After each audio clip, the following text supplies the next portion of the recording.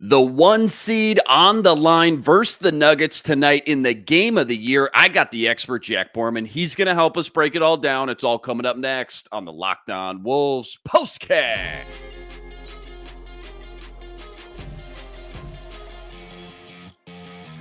You are Locked On Wolves POSTCAST, part of Locked On Minnesota on the Locked On Podcast Network. Your team every day. What's up? What's up? Back in the lab, back at it. Another T-Wolves POSTCAST episode right here on the Locked On Sports Minnesota Network. You got myself, Luke Inman, at Luke_Spinman. That's the man right there, Jack Borman. He's on X, at JR Borman 13. And Jack, before we jump into all the action, quick reminder, tonight's episode brought to us by Prize Picks, the easiest and most exciting way to play daily fantasy sports. Go to prizepicks.com/LockedOnNBA. Use code all lowercase LockedOnNBA for a first deposit match up to $100.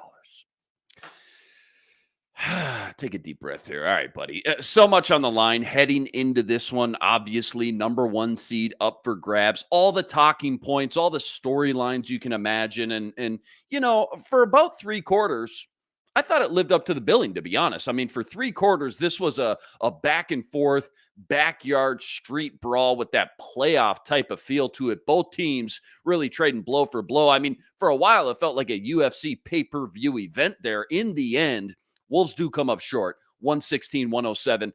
We'll get into all the meat and potatoes over the next 25, 30 minutes. I promise you that. But, Jack, now that we know the one seed has slipped away, why don't you explain what the playoff scenario looks like now with 2 games remaining and the Wolves trying to hold on to this 2 seed over OKC? Then you can kind of segue into your biggest takeaways from what we just watched.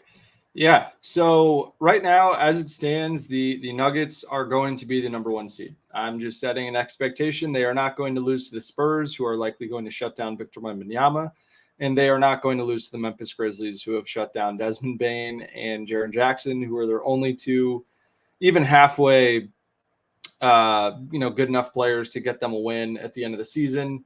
So they'll cruise to both of those games, and the Timberwolves are now tied with the Oklahoma City Thunder for second, but the Timberwolves, I got to look and see what the tiebreaker is for two-way third place. It'll be conference record, and the Timberwolves have a better conference record than Oklahoma City does. So if those 2 teams finish with the same record, the Timberwolves will. The Timberwolves will be the 2 seed, but it's not a guarantee for the Wolves in that Oklahoma City will play Milwaukee without Giannis, and then they'll play Dallas, who will likely already be locked into the number 5 seed. So you're thinking Sunday. OKC ain't losing from here on out? I'm assuming that Oklahoma City is not going to lose if they play their guys. I mean, there's a chance. I think the Suns somehow lost that game and then won that game by 16 points to the Clippers tonight. So I think the Clippers are now, half a game or a game up on Dallas. So we'll see. Dallas could still get the 5, so they may have something to play for on Sunday against Oklahoma City. But the easiest path for the Timberwolves, they win Friday, they win Sunday, they are the 2 seed. They're locked into the 2 seed. They'll play the winner of the 7-8 play-in game.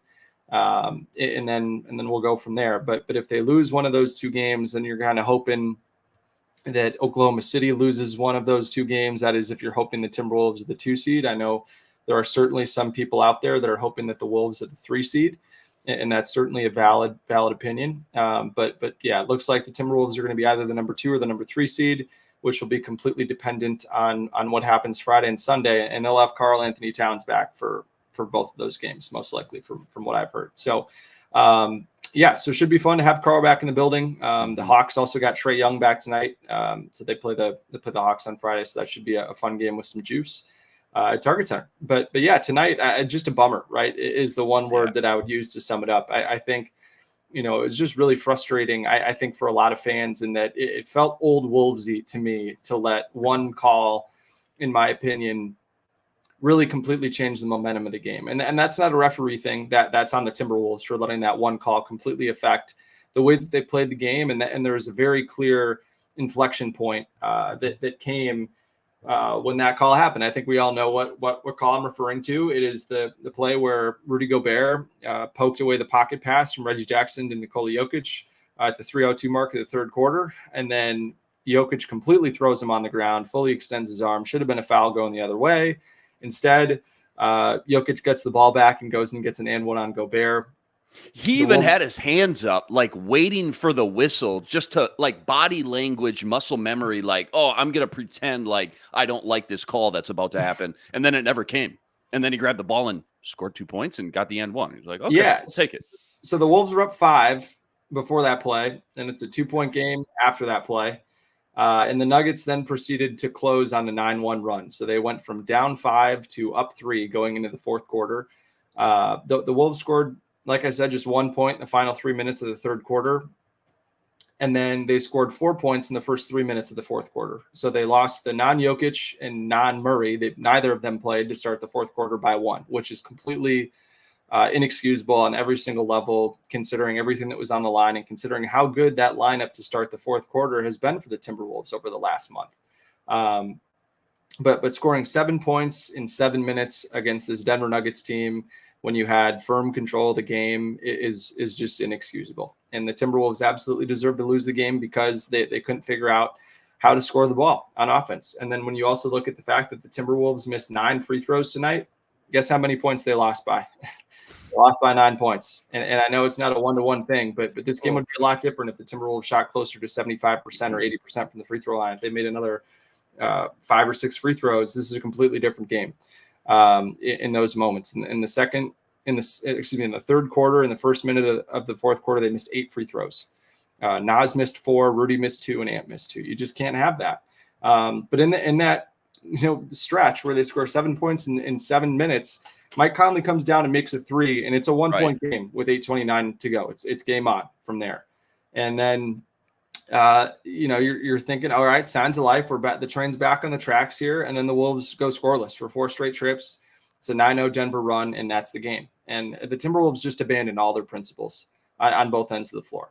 On offense, they stopped running pick and roll with Rudy Gobert, and they just kind of haphazardly passed the ball around the perimeter. We're dribbling, letting the shot clock run down and chucking up shots. And they tried to get all the points Denver was scoring. They tried to get all of it back at once. That was the feel. I don't know, again, how much playing on the second night of a back-to-back factored into it, but Denver played at altitude last night. They played at altitude again tonight. I don't think that's an excuse considering what Denver had to do.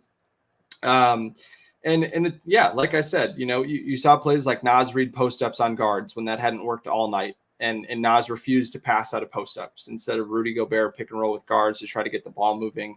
Nas didn't set very many screens tonight either. He cut a lot more tonight, which I just didn't love. I didn't love the fact that they didn't get Nas going on dribble handoffs on the perimeter where he's been so good to try to, move the Nuggets defense and get into the paint.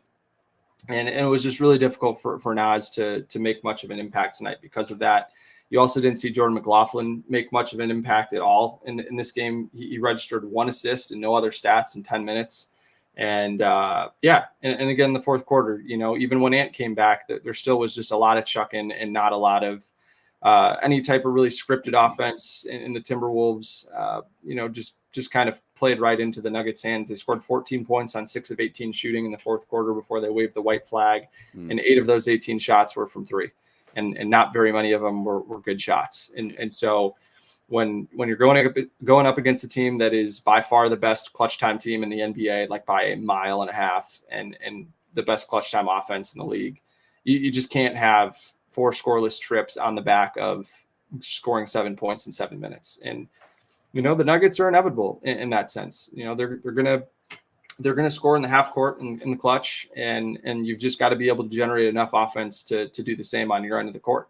And the Timberwolves weren't able to do that. And I think that's an area where getting a guy like Karl Anthony Towns back is going to be a huge help, especially in those lineups. You look at a lineup like McLaughlin, Conley, Nickeil Alexander-Walker, Kyle Anderson, and Rudy Gobert.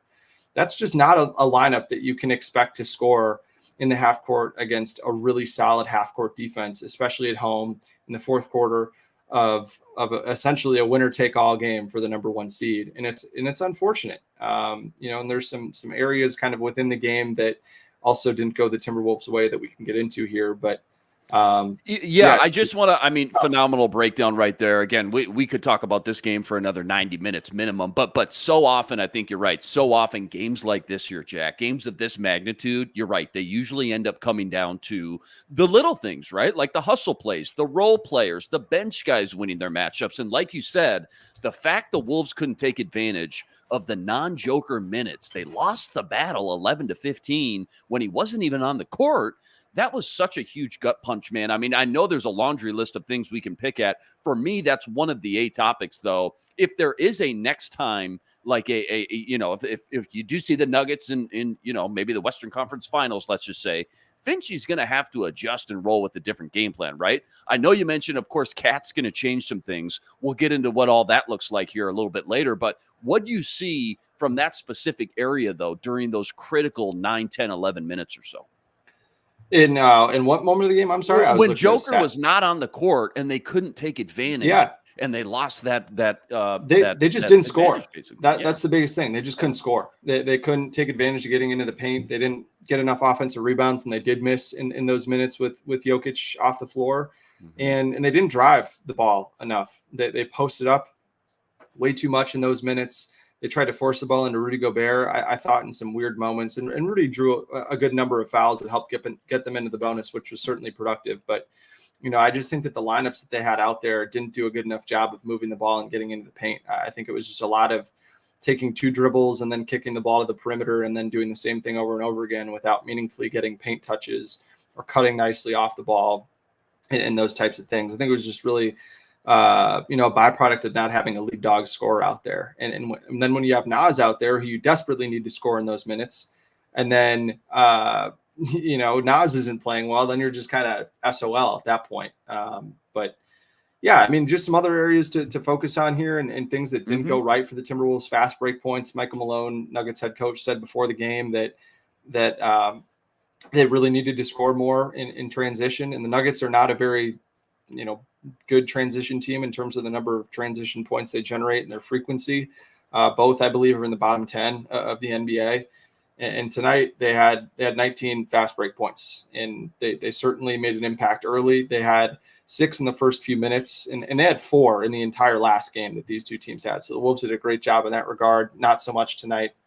And then the offensive glass. I know some people in the chat have been talking about this, but they give up 10 offensive rebounds for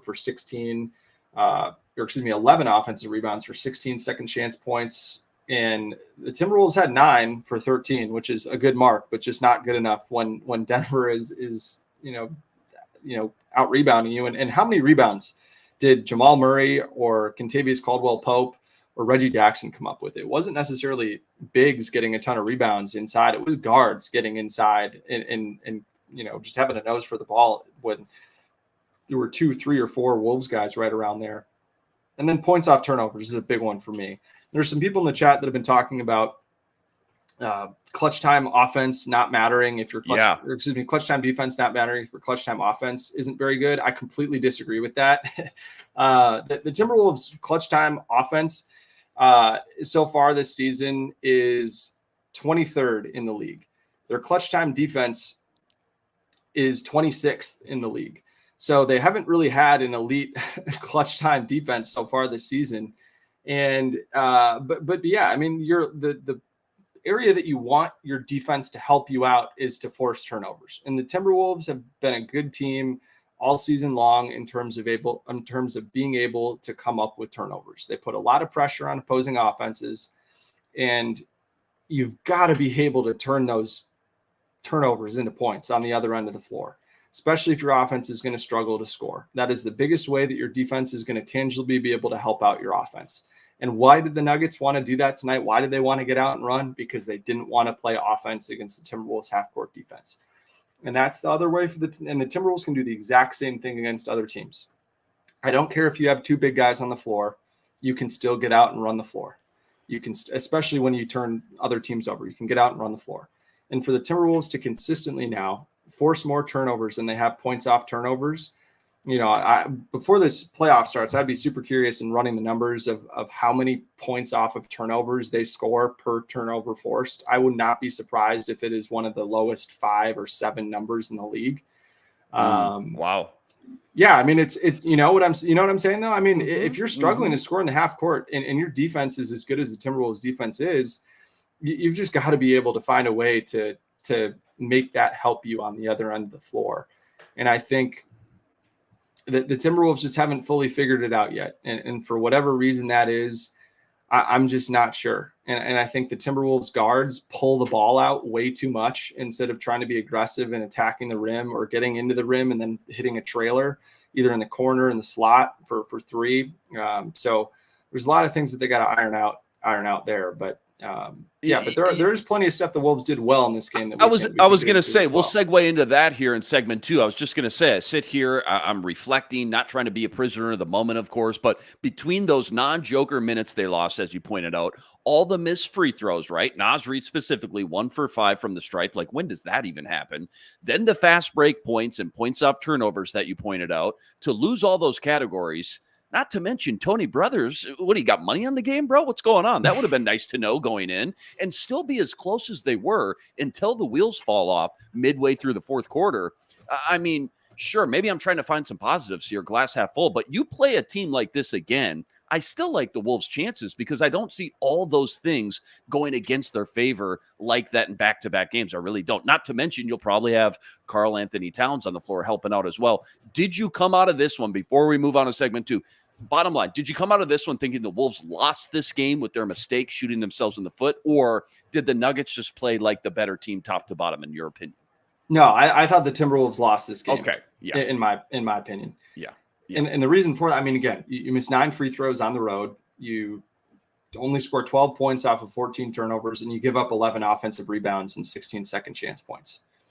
The game was right there. You shot 43% from 3. You shot 50% from the floor. Yeah, that's it. All right, hold that thought. Plenty more deep dive on the Wolves tonight. Their playoff picture coming up. That's all coming up right after this. Quick reminder, tonight's episode brought to you by eBay Motors. What brings home the winning trophy is also what keeps your ride or die alive. eBay Motors, they got everything you need to maintain your vehicle and level it up to the ultimate peak performance. Superchargers, roof racks, exhaust kits, LED headlights. eBay Motors, literally, they got it all. With over 122 million parts for your number one ride or die, you'll always find exactly what you're looking for. And with eBay's Guaranteed Fit, your part is guaranteed to fit your ride every time or your money back. With all the parts you need at the prices you want, it's easy to turn your car into the MVP and bring home that win. Keep your ride or die alive at ebaymotors.com. Eligible items only. Exclusions apply. eBay's Guaranteed Fit, only available to U.S. customers. All right, I know you started touching on it. Glass half full here now, Jack. What went well? What went right tonight? Despite the loss, what big things stuck out in the positive that we can take away from tonight and still feel pretty good, pretty optimistic about this team moving forward? Yeah, I think where you start is the defense, right? In the first half, the Timberwolves' rim defense was outstanding. The Nuggets were below 50% for the first 15 minutes of this game from, was it the 0 to 4 feet mark? And whether it was Rudy Gobert or Kyle Anderson or Naz Reid, all three of those guys did an outstanding job selling out to protect the rim and contesting shots and doing it without fouling as well in the first half, especially. I mean, you want to look at the total number of offensive possessions that the Timberwolves were in the bonus versus the Nuggets. The Nuggets had one. Wow. One possession in the bonus offensively in the first half, while the Timberwolves had 16, and the Timberwolves turned those 16 possessions into 20 points. So that was certainly something that went well for them. I don't have the number in front of me for exactly what that ended up looking like in the second half. I think it ended up being a lot more even in the second half, where the Wolves had, it was 21-20 in terms of points in the penalty in the second half in favor of Denver. So it evened out a lot more in the second half, and Timberwolves just weren't able to defend Jokic without fouling in the second half. And then switching gears to the offense, I thought Ant's playmaking was phenomenal in this game. The Nuggets threw the kitchen sink at him in terms of pick and roll coverage. They blitzed him to start, so they had two guys just fly right at him without any regard for what was going on behind the play. This is what Denver did a lot in the most recent matchup, and why Rudy Gobert had 21 points, and I think he was 7 of 8 from the floor and had like 15 or 16 free throw attempts in that game. And Denver then really swarmed Rudy on the catch behind the play. But Ant kept trusting it. It kept producing fouls, and he kept making the right read and the right play almost every single time, which was great to see. And then after the Nuggets blitzed him, they switched to a high hedge where Jokic then would kind of step out 1 or 2 steps above the level of the screen and then sprint back to get Rudy on the roll. And Ant did a good job of then, sprinting around Jokic and beating him into the paint and then scoring at the rim. That's when we saw Ant really start to get it going downhill and getting to the free throw line, which was a great thing to see. And then the Nuggets also played just straight drop coverage, and Ant did a great job there as well of snaking into the middle of the floor, into the paint, and posted up guys, and did a great job of making some tough turnaround mid-range jump shots, using that step-through move that Nafisa Collier has made famous at Target Center for the last few summers. So it's nice to see Ant pick that move up. It's been a great one for him. And he had 25 points, right? Again, a good number. I know he had 0 points in the fourth quarter. I know people are frustrated about that, and they have every right to be frustrated about that. You'd like to see your best player be able to impact the game more in the fourth quarter. Absolutely no question about it when you consider that when Ant came back into this game, he came back in at the 7:31 mark. They were down 4. So, Okay. I mean, the game was right there. Yeah. And you just would have liked to see him been able to score more. But again, he had just 1 turnover. I think he had, 4 assists in this game? 4 assists. I mean, he was really efficient as a playmaker, and he made a lot of the right plays and created a lot of wide open shots for his teammates that guys just didn't knock down shots. Jaden McDaniels was 1 of 4 from 3. I'm pretty sure that 2 of those 3 misses were wide open and were both created by Anthony Edwards.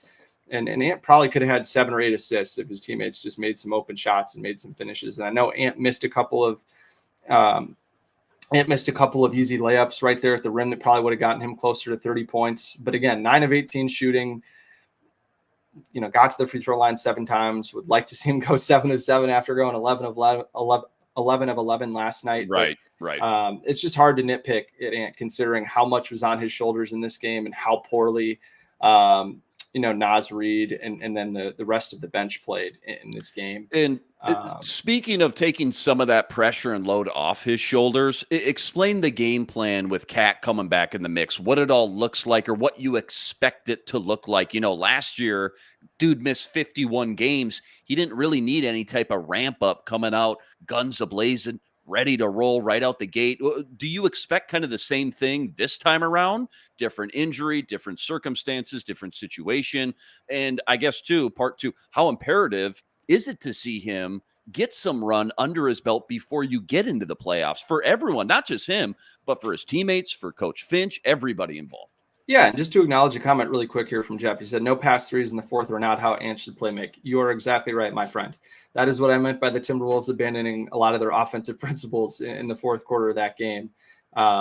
They just didn't run what they usually run and weren't able to get the looks they wanted to out of that. They just was one pass chucking from just about everybody. But with Karl, yeah, no question about it. I think, he feels really good. And Chris Finch has said that he looks incredible, and he's certainly going to have a minutes restriction on him. But, the good news is that they'll be able to get, a day of practice in tomorrow in some capacity in Minneapolis. I believe they'll fly back to Minneapolis tonight, get some type of work in tomorrow, and then play Atlanta on Friday. And then they'll have, shoot around with Karl and then get 2 games with him. And then they have a week of practice, right? Because the playoffs for them don't start until the 20th. So they have a full week at home sitting in Minneapolis to wait for whether that's the 6 seed or the 7 seed that they'll be able to get him going. And I think he's going to come out guns blazing for sure, especially shooting the ball from 3. He's got to get it out of his system now. I think, now those last 2 games are pretty low stakes, in my opinion. I don't really think there's a huge difference between whether you're the 3 seed or whether you're the 2 seed functionally in terms of the matchup. So if I'm Karl, I'm letting it rip, man. I think as long as he's making quick decisions, that is certainly what needs to happen. And they need his scoring in a bad way right now, especially with those bench lineups. I think if he's a little more selective with his shots when he's with the starting lineup, I think that's certainly a good place to start. But when he's in those blended lineups, when he's playing the 5, he's got to be a scorer. He's got to score 7-8 points in both of those stints. And we've seen him be productive at the start of the second and the start of the fourth quarters. And those are moments when he's going to be in the game, and he's got to be really productive in those moments. So I hope that he's guns blazing. But my main prediction with what I'm looking for when Karl comes back, he's more of a floor spacer. So he's in the corner, in the slot a lot more. Most of his shots are 3-pointers when he's playing with the starting lineup. And then when he's with the blended lineups, that's when you see more of the low block, left block, post ups, where he gets to the middle of the floor, gets that right hand little baby hook. You see a little bit more of the driving. I think the driving is going to be the biggest barometer for how good Karl-Anthony Towns feels physically. I think if he's got a lot of confidence in that knee, he's going to drive more. But if he doesn't, maybe we see more straight on 3-point shots. But, we talked about this in the basketball party today, and that, Chris Finch and Karl-Anthony Towns have already had some conversations around what they want this thing to look like when Karl comes back. And Karl has come to Finch and said, hey, man, this is what I've noticed when I'm out. I know that I need to do this. And Finch's biggest response is I love that. I just need you to make quick decisions, whatever you are or whatever you're doing. And I think Finch is a great job at saying things very directly without saying them super bluntly to the media. And he said in no uncertain terms that Karl's got to make quick decisions. So, if we can see Karl-Anthony Towns making quick decisions, maybe not driving the ball as much, maybe shooting more threes, I think that that's going to be a huge help for the Timberwolves, considering that he's shooting the ball at a 43% clip. I think he's just got to up that volume from 5.5 a game, maybe closer to 7.5 or 8 per game for this thing to be fully optimized. Yeah, well said there. Good breakdown as well. Good update there on Cat. Obviously, I hope he looks good. I hope he comes out guns a-blazing. But honestly, I don't even care if he looks rusty, as long as he can get out on the court before the playoffs and just get some run under his belt. Maybe it sounds like both games, but even if it was just one game, just don't want him going in cold turkey into the playoffs, which sounds like isn't going to be the case, which is great. And then I thought you pointed out a great point, the fact that there is a week. There's a week before those playoffs start. So you're getting a full, hopefully 2 games under your belt, plus those 7-8 days before you actually ramp up into the playoffs. That's going to be huge as well. All right, last segment coming up. Don't go anywhere. We're going to look ahead to the Wolves' possible playoff matchups. That's all coming up right after this. Quick reminder, tonight's episode brought to us by Amazon Fire TV, #1 streaming platform around. From live games to highlights to in-depth analysis. With Amazon Fire TV, they offer amazing viewing experiences with smart TVs, as well as the Fire TV stick that you can plug into your existing TV. That gives you access to millions of movies and TV episodes, not to mention free and live cable TV as well. Whether it's the entire MLB season, you got PGA Masters right around the corner, NFL Draft at the end of the month.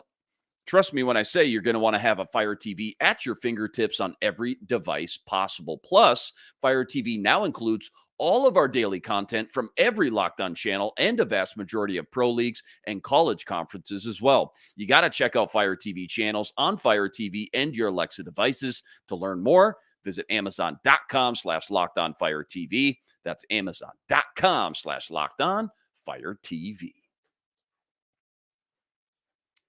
All right, man. Knowing what we know about the 2 seed being most likely here for the Wolves, what's the matchup or the team you're praying goes the Wolves' way in round 1 during these last few games here as they unfold?